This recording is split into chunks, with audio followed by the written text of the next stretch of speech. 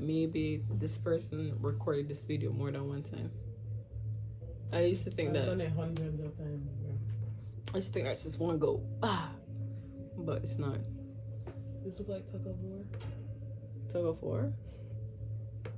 Try to find a photo. It looks more like Maybe I have to use this. yeah, something like that, but maybe not exactly that. So there's this theory that I've been obsessed with for the longest while. It's a theory that frequencies influence your reality or your life experiences, and it's shaped by the frequency that you vibrate on, and it essentially controls the level of consciousness you operate on. So to explain all of this, I'm going to break down frequencies on a scientific level and how it's spiritually translated. Now, what even is a frequency? And why did ancient civilizations, scientists, spiritual teachers, and even modern technology all rely on the same principle? Frequencies. So to start from the genesis, or to point out the purpose of what studying frequencies were done for, initially scientific studies on frequencies were done to understand how energy travels, so how waves move, how signals transmit, and how nature repeats pattern. Now, Mr. Rudolf Hertz, he was the first man to introduce this concept, and this is why we have frequency measured in hertz. It's like paying homage to a dead person or giving someone their credits. So in simple terms, a frequency is the amount of time something repeats per second. The thing that scientists had failed to mention, though, was that ancient civilization already understood this on a spiritual scale. So from Egypt to India to Greece, they were already using sound, vibration, architecture, music, and geometry to influence consciousness long before we're even studying these in laboratories. So again, I want to restate that a frequency in simple terms is how often an event repeats itself over a set period of time, or how many waves pass a point in 1 second. Spiritually, how this is translated, though, it's said that frequency is the energetic signature of everything that exists. So every human being has a frequency, every emotion has a frequency, every color, sound, object, food, and even your thoughts, they all possess a frequency. Everything is energy vibrating. Now, we said that energy cannot be created or destroyed. So if you've ever felt like you have an old soul, or if someone has told you, oh, you have such an old person energy, that could potentially be true, because if the energy that created you has never been destroyed, then technically you can have an old soul. So if everything is always vibrating, wouldn't that mean that the world is made of frequencies? So we're going to break that down then. So science teaches you that every color you see is just a frequency of light. But human beings can only see 0.0035% of the light spectrum. So if you've ever felt like your foot, if you've ever felt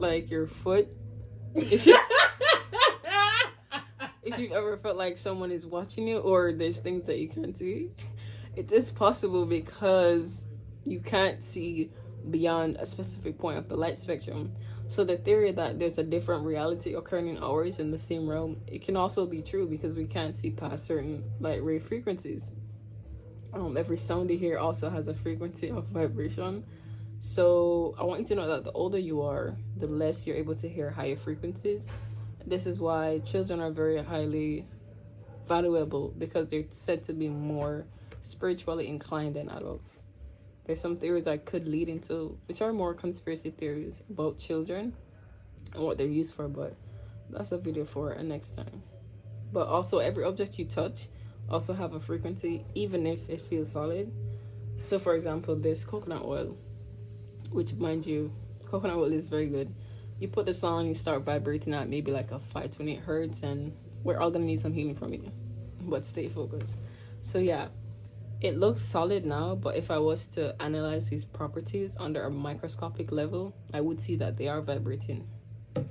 So which means, and it also leaves space for the theory that reality might just be one giant song, one big vibration expressing itself in different ways to be true.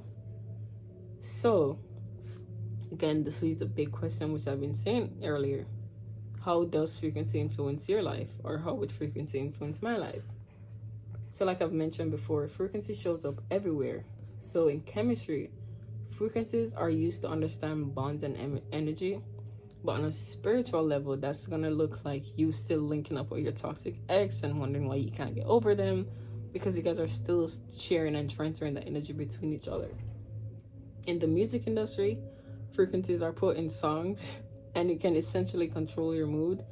That is not a conspiracy, it's a known theory. You can look into it.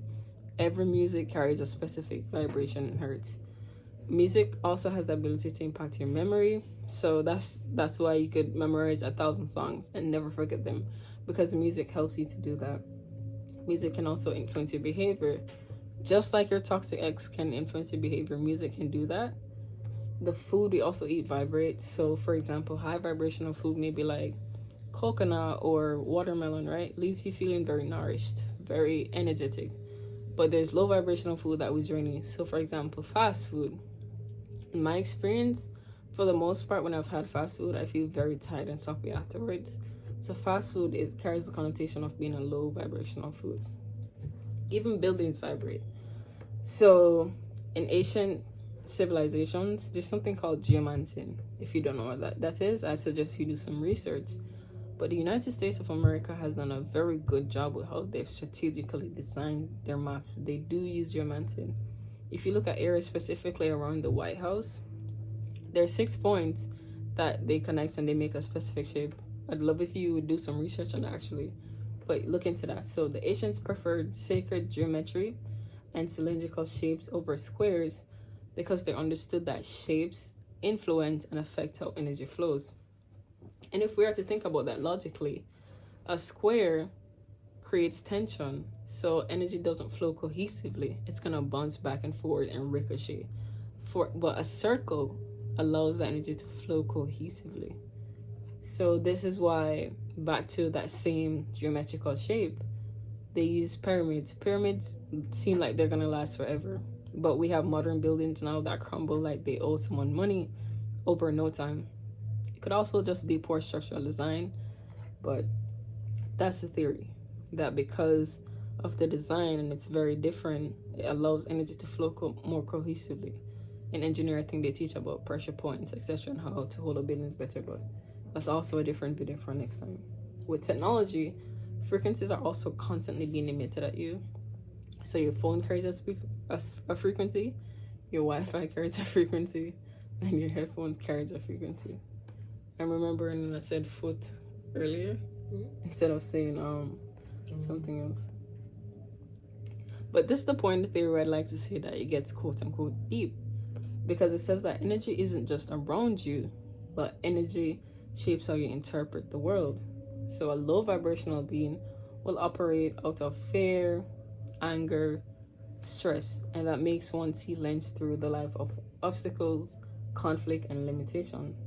A high vibrational being, which is a prime example of what I am, and if you do hang around me, you'll see that life is really beautiful. But yeah, high vibrational being operates out of confidence, joy, gratitude, making one perceive life to be filled with opportunities, connections, and solutions. And I promise you, I can give you plenty of solutions in your life. So how you see the world becomes your reality.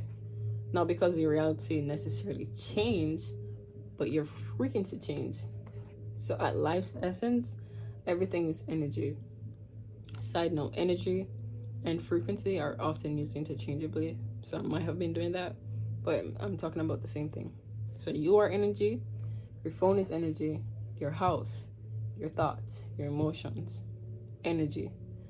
Even the feeling you're having when watching this video right now, if you feel like there's like a slight connection or maybe we're familiar, it could be possible, because energy is everywhere. So every form of energy has something called a vibrational signature.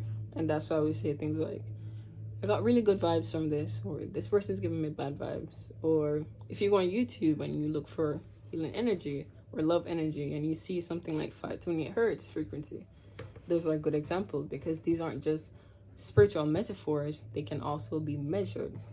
So there's something called the 7 levels of consciousness and frequency. Now we can give this to the man called Mr. David Hawkins. He had introduced this theory. Hawkins. I don't know if you guys watch Stranger Things, but I wonder if David Hawkins would have figured out that theory for Stranger Things. Not sure. So, in his theory, it's not a direct reading of waveform. It's just a logarithmic scale showing you the relationship between the states of being.